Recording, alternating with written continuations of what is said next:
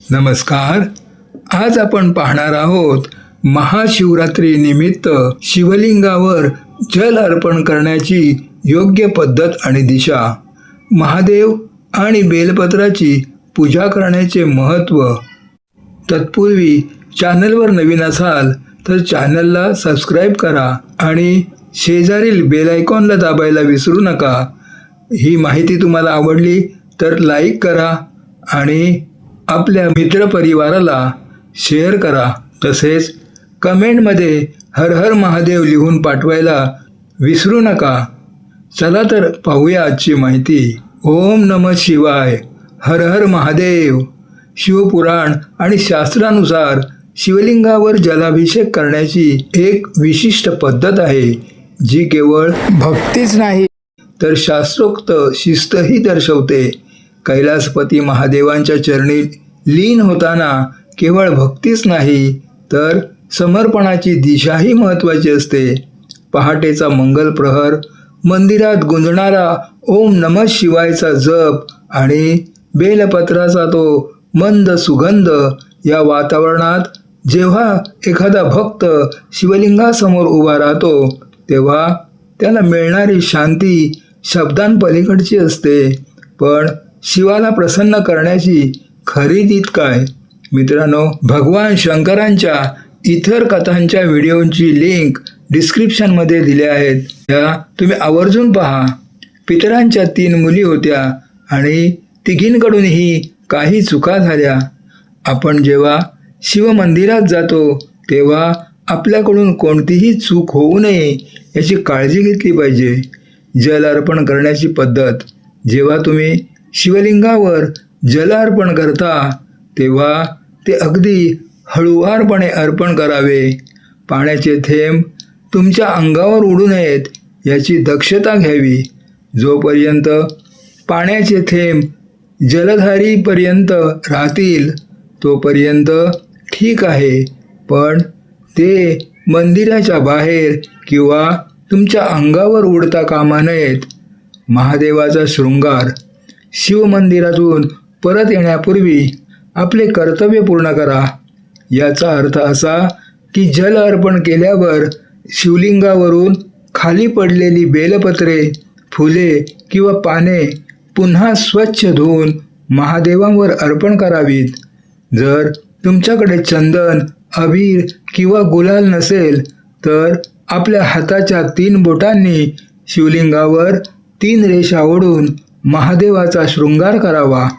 माता पार्वतीने नेहमी महादेवाचा शृंगार केला आहे, तसेच रामजींनी जानकीचा आणि भगवान कृष्णाने राधाजींचा शृंगार केला.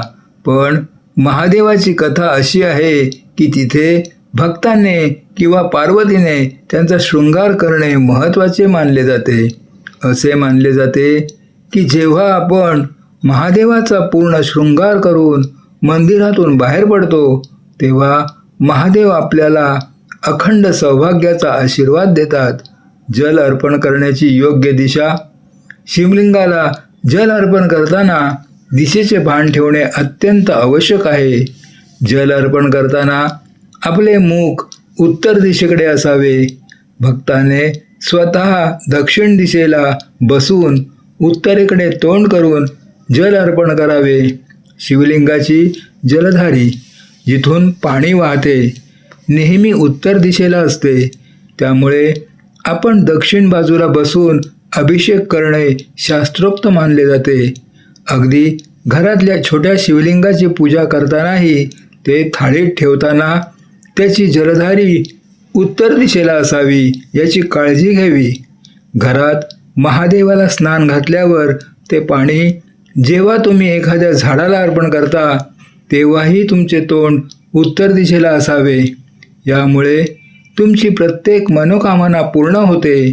भक्तिभावाने आणि योग्य पद्धतीने केलेली महादेवाची सेवा नेहमीच फलदायी ठरते. महादेव आणि बेलपत्राची पूजा करण्याचे महत्त्व. भगवान शंकराच्या पूजेमध्ये 1 लोटा जल अर्पण करणे अत्यंत फलदायी असते. त्यांनी जल आणि बेलपत्र अर्पण करण्याच्या 2 वेगवेगळ्या पद्धतींचे आणि त्यांच्या फायद्याचे वर्णन केले आहे. 1. जल आणि बेलपत्र अर्पण करण्याचा योग्य क्रम. बेलपत्र आणि त्यानंतर जल. जर तुम्ही शिवलिंगावर प्रथम बेलपत्र अर्पण केले आणि त्यानंतर जल अर्पण केले तर हे रोगमुक्तीसाठी उत्तम मानले जाते. जर घरात कोणी गंभीर आजाराने त्रस्त असेल तर या पद्धतीने पूजा केल्याने आरोग्यात सुधारणा होते. जल आणि त्यानंतर बेलपत्र. जर तुम्ही प्रथम शिवलिंगावर जल अर्पण केले आणि त्यानंतर बेलपत्र अर्पण केले तर हे कार्यसिद्धीसाठी मानले जाते. तुमच्या मनात काही विशेष इच्छा किंवा काम असेल तर या पद्धतीने पूजा करणे लाभदायक ठरते. 2. 1 लोटा जल अर्पण करण्याचे फायदे. दररोज श्रद्धेने 1 लोटा जल अर्पण केल्याने पत्रिकेतील 3 प्रमुख दोष दूर होतात. 1. पितृदोष. स्वयंपाकघरातील पाण्याचा वापर करून जल अर्पण केल्याने पितृदोष शांत होतो. 2. वास्तुदोष.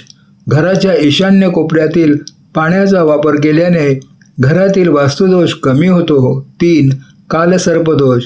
शिवलिंगावर दररोज अभिषेक केल्याने कालसर्पदोषाची तीव्रता कमी होते. 3. काही महत्त्वाच्या टिप्स. दुधाचा अभिषेक. शिवलिंगावर कच्च्या दुधाचा अभिषेक केल्याने संपूर्ण शिवपरिवाराला म्हणजेच गणेश, कार्तिकेय, माता पार्वती यांना आहुती मिळते. त्यामुळे वेगळ्याने दूध अर्पण करण्याची गरज नसते. तुळशीमध्ये पाणी न घालणे. महादेवाला अर्पण केलेले जल चुकूनही तुळशीच्या रोपात टाकू नये. ते जल इतर कोणत्याही झाडाला किंवा रोपाला अर्पण करावे. बेलपत्र पकडण्याची पद्धत. बेलपत्र अर्पण करताना ते मधल्या पानापासून अंगठ्याने पकडून व्हावे. तर भाविकांनो, महादेवाची पूजा करणे म्हणजे केवळ विधी पूर्ण करणे नाही तर स्वतःला त्या शिवतत्वात विलीन करणे होय. जेव्हा आपण योग्य पद्धतीने जल अर्पण करतो आणि मनोभावे बेलपत्र वाहतो तेव्हा महादेव आपल्या सर्व चिंता हरण करतात. लक्षात ठेवा, शिव तुमच्या बाह्य पूजेपेक्षा तुमच्या अंतर्मनातील शुद्ध भक्तीचे भुकेले आहेत. ओम नमः शिवाय.